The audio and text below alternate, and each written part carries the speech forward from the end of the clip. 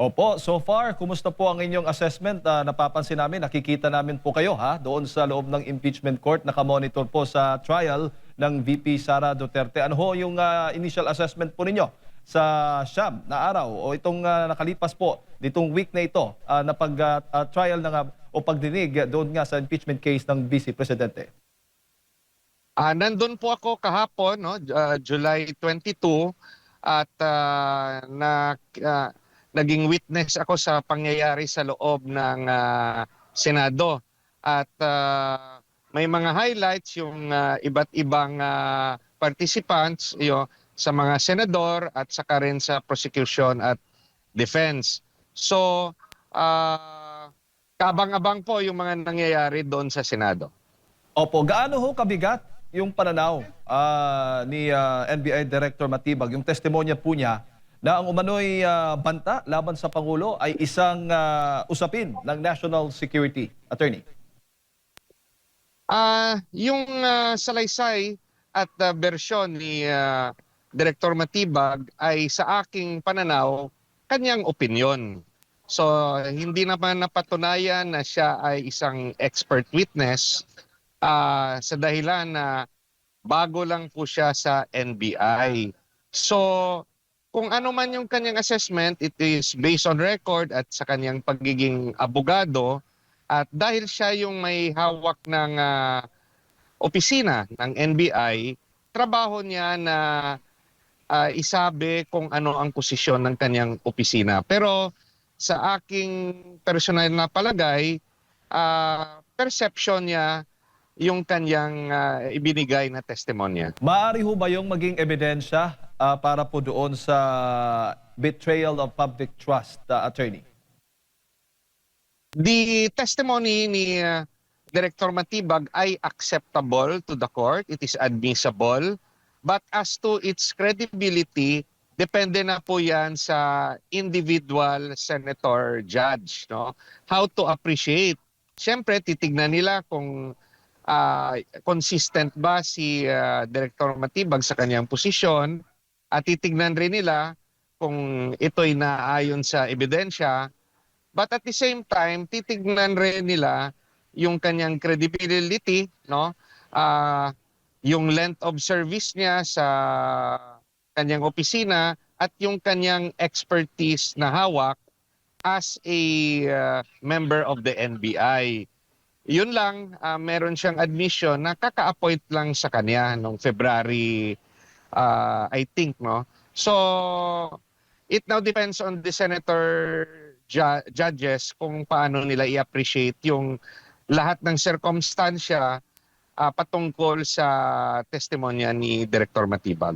Opo, nang sabihin po ni Director Matibag na betrayal of public trust has already been consummated. Ano ho bang ibig sabihin nito para sa kaalaman ng ating mga kababayan? At hindi ba ito tila paghatol na po sa isang isyong dapat pang pagdidesisyon ng impeachment court? Yeah, yun nga yung sinasabi ko.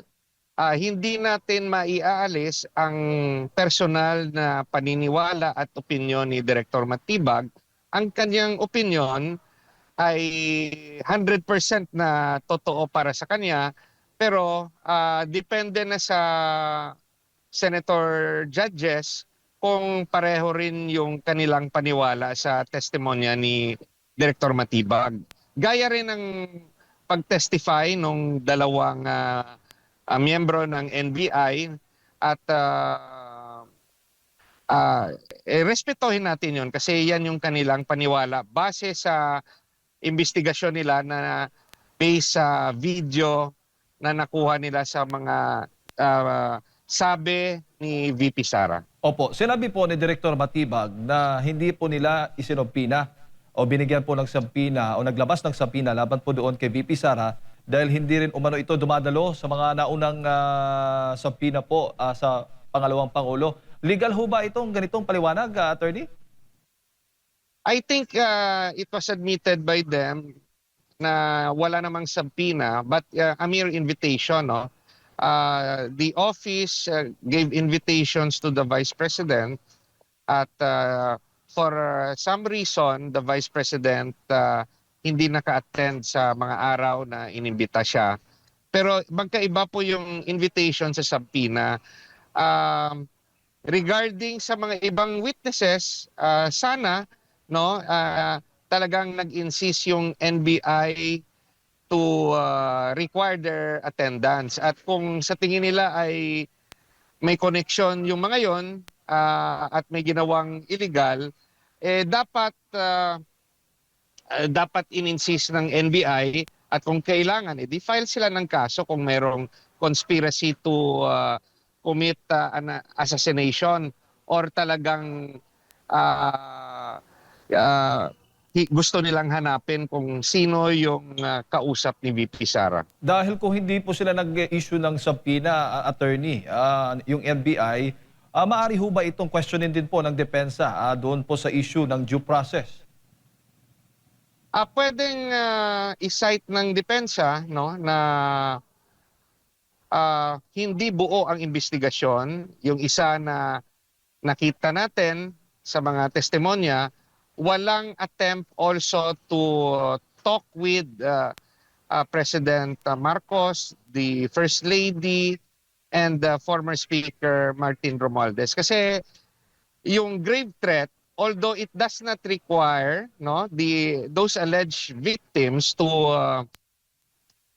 file a complaint because the NBI could actually file it. Yan yung ginawa nila. Pero regarding sa interpretasyon ng mga alleged victims, hindi natin alam officially, no? Yung when you say officially, dapat meron silang affidavit na isinabay sa complaint, no, na ginamit ng NBI when they filed a criminal complaint sa DOJ. Hindi nila alam kung ano yung interpretasyon ng mga alleged victims, no.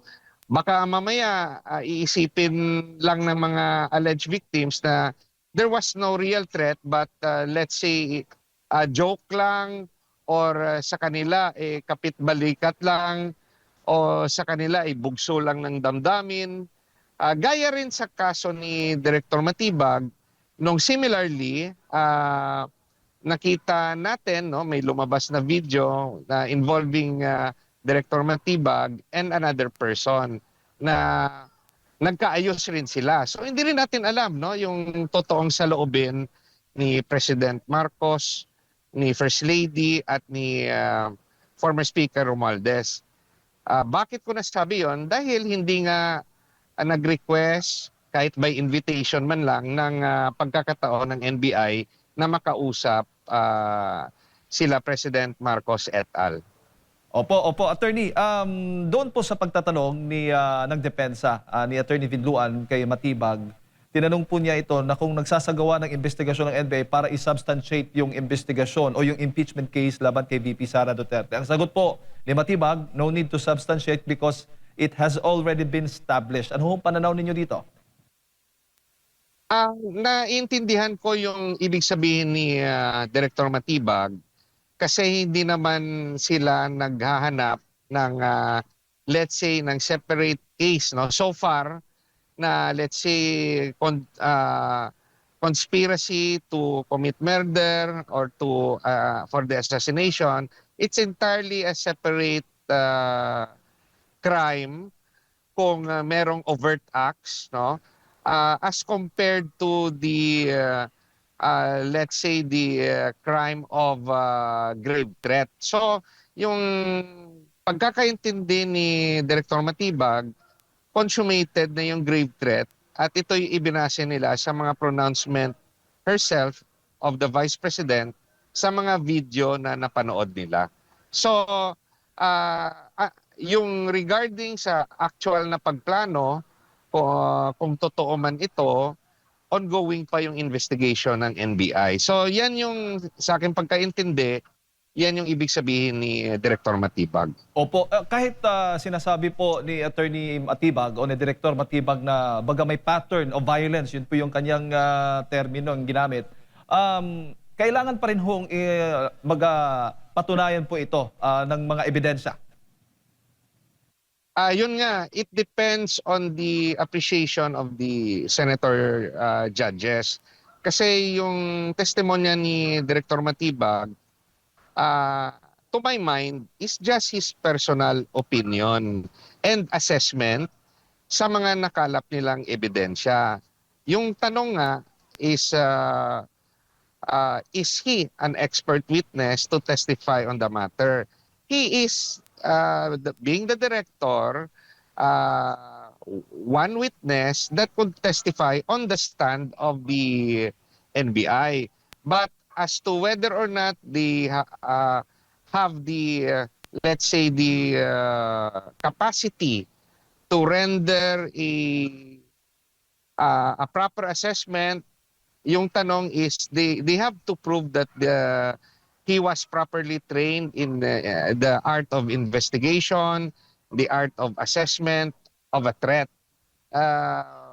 Yun nga lang yung reality insofar as Director Matibag is concerned, eh, he is a newly appointed NBI director. Hindi siya yung risen from the ranks, no? At inamin niya rin na nanggaling siya sa mundo ng politika at hindi galing sa rank and file ng NBI kung saan the years of their experience would qualify them as expert witness. So sa pag-aamin ni Director Matibag, bago lang siya na iluklok dyan sa NBI. Opo, may implikasyon ho ba o epekto yung pagtanong po ng ilan nga po sa mga senator judge at itong mga depensa na si Director Matibag ay galing po sa partidong PDP Laban, sa political party, tapos yung kanyang asawa po ay isa sa mga kongresistang nag-endorso o bumoto pabor nga doon sa impeachment laban kay Vice President Sara Duterte, etc. etc. Attorney, ano ho yung gustong palabasin po ng mga nagtatanong tungkol dito sa background po sa politika ng Director Matibag? That line of questioning points at a question of credibility. Whether or not yung testimonya ay objective o baka nabahira ng politika. So it depends already on the individual appreciation ng senator judges. Dahil nga sa pag-amin rin ni Attorney Matibag, ni Director Matibag, na galing siya sa mundo ng politika. At lalo na yung kanyang asawa ay isang politiko, although he qualified na hinihiwalay niya ang kanyang trabaho sa trabaho ng kanyang asawa. But again, whatever pronouncements yung ginagawa ng mga witnesses, it will still go to the appreciation of the individual senator judge. Opo, opo. Sinabi din ho ng NBI na mayroon na silang pangalan ng umano'y assassin. Ngunit hindi po nila ito matukoy sa publiko. Maaari ho bang gamitin ng impormasyong ito sa impeachment trial kahit hindi pa po tapos yung kanilang investigasyon, Attorney? Sa aking pagkakaintindi, wala pa po silang nahanap na pangalan na siyang itinuturong assassin. Sa aking pagkakaintindi sa kanyang testimonya, may mga persons of interest na sila na makakatulong sa pag later on identify ng yung alleged assassin na kinausap raw ni VP Sara. Yung importante sa testimonya ni Director Matibag, sinasabi niya na base sa admission herself ni VP Sara ay nabuo na ang kanilang konklusyon tungkol sa kaso na grave threat, no. So as with regards to the identification of an alleged assassin, hindi pa na tutukoy ng NBI kung meron na ngang taong ito. Opo, at posible 3 hanggang 6 na buwan daw. Inaasahang makikilala po nila ito ng mga personalidad na umano'y assassin. Paano ito makaka-apekto, Attorney, sa impeachment proceedings? Kung nandun ka sa loob ng plenary sa Senado, makikita mo nga yung original answer ni Director Matibag, hindi siya nagbigay ng timeline.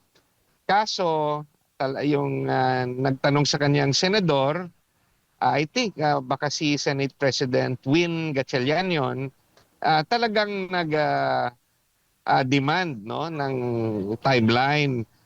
Pero sa aking obserbasyon noong umpisa ayaw magbigay ng definitive timeline si Director Matibag. At sa kanya ring let's say testimonya na analyze ko na talagang wala pa silang pangalan kung sino man yung alleged assassin na kinausap ni VP Sara. Opo, opo. Attorney, tungkol din ho doon sa impeachment process kasi nababanggit ng depensa na mini trial yung unang pagdinig nga ng Kamara doon sa impeachment case ni VP Sara pero ino-object nitong prosecution. Ano ho ba yung legal na pagkakaiba ng dalawang ito, attorney? At papaano po ito makakaapekto itong kredibilidad ng mga ebidensya kung ang mga ito ay unang natalakay sa House impeachment proceedings? If we recall, noong iniimbestigahan pa lang yung kaso ni VP Sara doon sa House of Representatives, I think in an interview, isa sa mga congressman no, ay nakapagsabi ng katagang mini trial. At ito ay kinuha ng publiko na yan ang ginawa ng Congress. No? So, ito'y pinabulaanan naman officially ng mga miyembro ng Kongreso na hindi ito mini trial. So, that particular word no or words ay nasabi outside the halls of Congress at I think it was said during an interview. So at itong word na to o words ay challenge sa Korte Suprema no. The very reason na sinasabi na hindi authorized yung House of Representatives in particular yung yung Committee on Justice to conduct any kind of trial kasi yung trial is reserved sa Senado. But again, that issue is now pending with the Supreme Court. At hindi natin alam, anytime pwedeng pumasok yung Korte Suprema at sasabihin na mali yung ginawa ng House of Representatives at any time pwedeng ipatigil ang impeachment case dito sa Senado. Opo. Huli na lang bago ko ipasok kay partner at bar attorney, doon sa trial, alin ho sa dalawa ang nakakuha ng mas malaking momentum? Yung prosecution ho ba o itong depensa? At at dagdag ko lang, may sapat na bang ebidensya o mga ebidensya na naipresenta dito sa Article 4? O kailangan pa ba ng prosecution ng matitibay na testigo o ebidensya para po patunayan itong artikulo ito? I think no the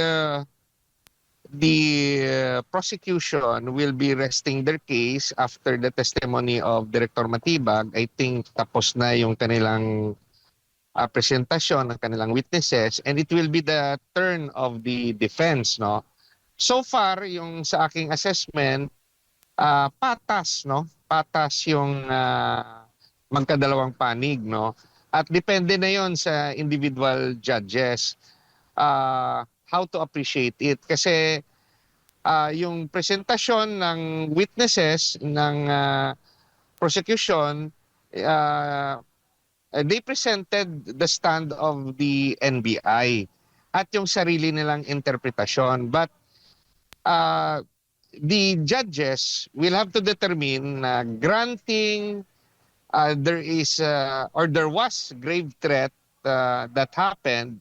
Will this constitute as a high crime and will this constitute as betrayal of public trust? Kasi yung penalty naman ng grave threat sa criminal law ay mababa. At baka intindihin rin ito ng judges na pag sinabi mong high crime, yung penalty dapat mataas nga reclusion perpetua o life imprisonment. It depends on their appreciation, magkakaiba silang lahat. Now, antayin natin kung paano naman yung depensa ng defense team ni VP Sara at kung sino rin yung kanilang mga witnesses to prove, no, na mali yung naging interpretasyon ng prosecution. Kung pagbabatayan po yung nakalipas na 3 witness na pawang mga taga-NBI, makikita niyo po ba dito yung kalidad ng kanilang pag-iimbestiga? Lalo na humarap sa nakalipas na 2 trial, ang mismong pinuno ng NBI na maraming question doon sa doon sa kanilang pag-iimbestiga. Hindi po ba ito makakasira sa kanilang kredibilidad bilang lead agency, pangunahing ahensya ng gobyerno na nag-iimbestiga po sa iba't ibang klase po ng krimen, attorney? Sa personal kong opinion, the NBI could have done better. They missed, no, to interview President Marcos, the First Lady, and House Speaker Romualdez. Paano nila masabi na grave threat was committed, which sa impeachment they use as a ground to interpret na high crime yon at betrayal of public trust para ground, no, for the impeachment of the Vice President? Paano nila mabigay yung ganyang konklusyon? Hindi pa naman nila nakakausap ng personal yung mga alleged victims. Malay natin, sagutin ng mga biktima na nagkaayos na sila. O sabihin ng mga biktima na iba yung interpretasyon nila at parang joke lang sa kanila at sa kanilang pananaw, hindi sila natakot. So, the NBI cannot conclude, no, or give a 100% conclusion dahil nakulang yung kanilang investigasyon sa aspeto na yon. So they could have actually completed it if sasabihin na ni na Pangulong Marcos, ni First Lady at ni Speaker Romualdez under oath na talagang natakot sila at sa kanilang pananaw ay seryoso yon. But still, they have to overcome, no, the interpretation of each judge as to whether if grave threat was committed, kung ma-prove nila na it should be considered as a high crime and a betrayal of public trust. So that's another issue that they need to overcome in order to have a successful conviction for this impeachment trial. Opo, dito naman po tayo sa sentro ng debate rin sa social media ngayon. Yung naging pahayag po ng kapwa nyo PDP laban na si Senator Judge Robin Padilla, kung saan maraming nagkomento doon sa kanyang pahayag na sana hindi one-sided ang prosecution. At nabanggit na sa isang panayam naman kay Congresswoman Jervy Luistro, parang sinabi niya na mas nakakapagtaka kapag neutral ang prosecution at kung i-defend namin yung respondent. At ngayon, doon sa mga nakakaintindi dito sa naging pahayag ng Senator Judge, may mga lumalabas din na kanilang batayan, no, sa sinasabi dito sa Canon 2, Section 31 ng Code of Professional Responsibility and Accountability of the Philippines. Quote-unquote, the primary duty of a public prosecutor is not to convict but to see that justice is done. Ano pong masasabi niyo po dito, attorney? Kailangan napanood nila yung buong pangyayari para ma-interpret natin ng tama. Yung sa akin, nandun ako sa loob, no, ng trial court at napanood ko yung umpisa, yung reaksyon ng mga audience, yung pag-object ni Senator Raffy Tulfo, yung mga sinasabi ni Senator Padilla. Sa aking interpretasyon, yung ibig sabihin ni Senator Padilla ay bakit, no, at napasama, at tandaan nyo, napasama yung issue ng Senator Judges, no, yung ibig sabihin ni Senator Padilla ay bakit no pag sinabi ng prosecution na pwedeng magtestigo no yung mga witnesses kahit may mga kaso dahil nagtanong si Senator Padilla bakit kayo nagpipresenta ng mga testigo na may perjury cases, may pending perjury cases. Ang sagot ng prosecution, pwede silang ipresenta pag hindi pa naman sila nako-convict with finality. So sa pagkakaintindi ni Senator Padilla, napaka-unfair yan. Bakit? Dahil may na sa kanyang example, yung mga senator judges na wala pa namang conviction at sila'y naakusa, in particular no, si Senator Jinggoy at Senator Marcoleta na nakakulong sa ngayon, ay binabawalan. No? At sinabi niya nga, binabawalan ng ombudsman. Siyempre yan yung standang ombudsman, pero yung nagbabawal yung Sandigan Bayan, yan yung ibig sabihin bakit hindi makatestify. So hindi naman ibig sabihin na hindi nirerespeto ni Senator Padilla yung proseso sa legalidad, no? May sariling rules rin kasi yung Sandigan Bayan. Sinight niya lang no na at ako kasi nakakasama ko si Senator Padilla, meron rin akong napanood na video ni Congresswoman De Lima na nagsasabi na sa kanilang interpretasyon yung regarding no yung the number of votes required no to convict ay yung posisyon ni na Congresswoman De Lima who is part of the prosecution ay dapat hindi bilangin ang boto ng mga judges na hindi nakaka-participate dahil sila ay nakakulong. So, to the mind, you must remember na si Senator Padilla laging nagbabase sa konstitusyon at sinasabi niya sa kanyang mga pahayag, yung equal protection of laws, saka due process. Sa aking palagay, yung nasa isip ni Senator Padilla nung nagkomento siya tungkol sa issue na yan, ay napaka-unfair naman po ng pagtrato ng prosecution regarding the senator judges na may hinaharap na mga kaso na hindi mabibilang yung boto o hindi sila makaparticipate sa trial at yung sa kanilang treatment sa witnesses na merong mga pending na kaso na hindi pa pinal yung conviction. So, naglalabas lang ng kanyang damdamin si Senator Padilla nga dapat patas ang batas at patas yung treatment at kasi pag hindi natin ito sundin, nalalabag rin yung due process. So, yan yung hindi kasi tuloy-tuloy yung naging argumento ni Senator Padilla dahil pumasok si Senator Raffy Tulfo. Pero kung papakinggan natin o papanoorin natin kung may video kayo na kopya kung anong nangyari sa puntong yon, yan po ang ibig sabihin ni Senator Padilla sa aking interpretasyon.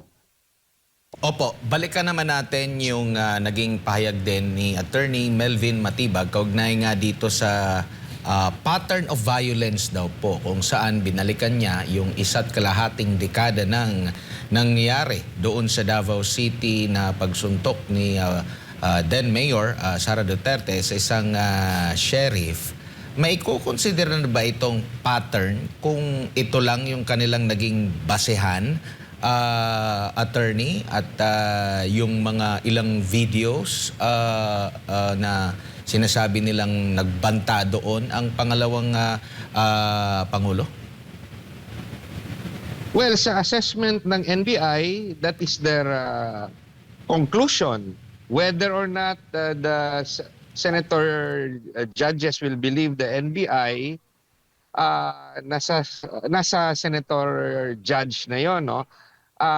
And again, the senator judges will be looking at the credibility of the witnesses whether they have if they will see that this witness have the experience, have the right credibility to be believed into, yung testimonya ng witnesses ay makakaapekto sa magiging desisyon ng senator judges. But kung sa tingin ng judges na hindi naman sila expert witness, they don't have the professional capacity to render a conclusive opinion or assessment sa threat level, the senator judges will rule on the matter based on their personal biases, based on the video that they have seen.